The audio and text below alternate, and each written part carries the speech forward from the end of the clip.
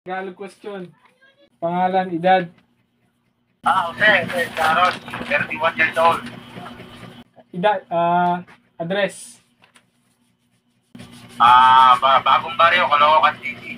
Ano ang mga dahilan na nagtulak sa iyo bilang maging OFW? Mahirapan ng buhay dito sa Pilipinas. Hirap hanap ng trabaho. Pag mayroon ka ng trabaho, malis lang kita. Kaya naisipan pumunta ng ibang bansa para makatrabaho ng maganda-ganda. Tuwing na rin na maayos kahit pa paano. Hinakpan, okay lang. Natutos mo sa naman yung mga pangangailangan mo. Malikod ko, dito, malikod. Serious na rin. Ano ang, number 3 na kita, ano ang mga mahalagang pagkakaiba pati na rin ang mga pagkakatulad ng bansang pinuntahan mo at ng ibang bansa? Ang pagkakaparehas ng ng Pilipinas sa napuntahan mong bansa? Disiplina. Disiplina. Kahit pinuntahan ko, disiplina talaga. So, nag-iinit. Magulo, makalat. Talagang pag nakita ka ng tapon ka, huli ka ng pulis. Bukulong ka.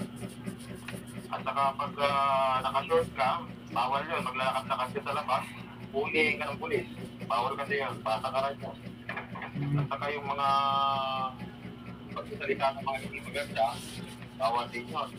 At saka bawal din kung maiingay. Ito sa atin sa Pilipinas, kung parang maiingay ang tao, mura dito, mura doon, tawal yung tao. Yan ang kaibahan. At saka,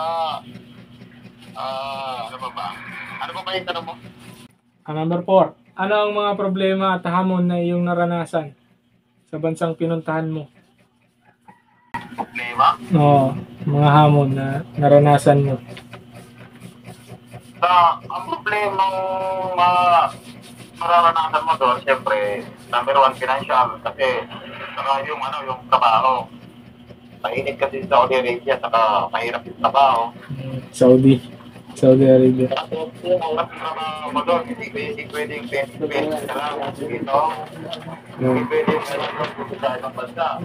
Kailangan trabaho ka talaga. Kailangan magtrabaho ka hanggang umaga, magtrabaho ka. Kailangan medyo ng boss mo. Kailangan sundin mo. Number 5 na tayo. Ano ang iyong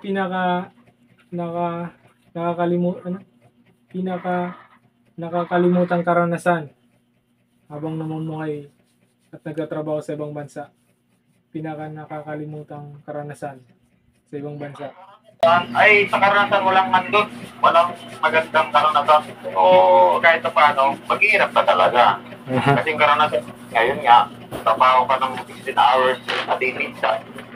Pag 3 araw, gano'n, 16 hours a day, isipin mo yun, pagod ng puyat. Saka, hindi ka naman makakatulog agad pag napagod ka sa trabaho. Kaya yung puyat na talaga. Kaya yung hirap kasi oxy, nasa malayo, kahit pamilya mo, malayo.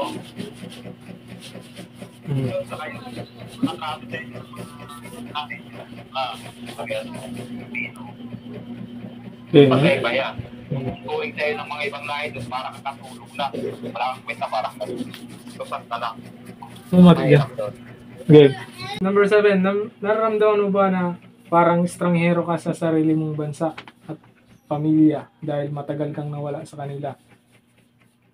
Oo naman, siyempre kasi magpadala ka ng pera pinagpaguran mo rito sa hanggang sa ibang bansa na papadala ka ng pera mo na rin sa Pilipinas. Kasi parang nararamdaman mo na gumiginawa yung pamilya mo. Nakita mo lang silang humingiti kasi nakapagpadala ka ng pera kahit pa paano, okay na yun. Parang naramdaman mo, parang binubuhay mo sila.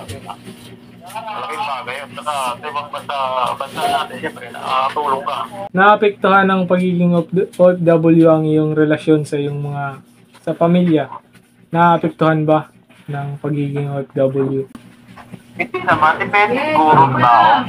Pero sa akin hindi naman. Basta nag-uusap lang kayo. Hindi man araw-araw, kahit sa ka. Okay na yun, mahal. Wala lang. Sa tingin mo ba, ang pagiging OFW ng magulang ay negatibong naapektuhan sa iyong anak? Hindi, makakasituan. Kasi na lumaki siya, kung bata lumaki na kasama ka, hindi kasi nasa ibang bansa ka, siyempre malaking bagay na sa bata na kasama mo yung pamilya.